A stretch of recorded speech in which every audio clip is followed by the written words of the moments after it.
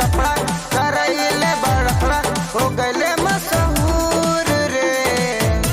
खेले का जिला मऊ जालू अखिया के तोरा कचरा करैले बा झगड़ा तोरी हल्दलपुर रे। बेनी के छोटे छोटे कपड़ा करैले बड़खड़ा हो गए मशहूर रे। अतुल बाबू से बनत बाडू चालू खेले का रंग मऊ जालू। खेले का रंग मऊ जालू कुछ दिने जानू दिन पर दिन गदरालू खेले का जिला मऊ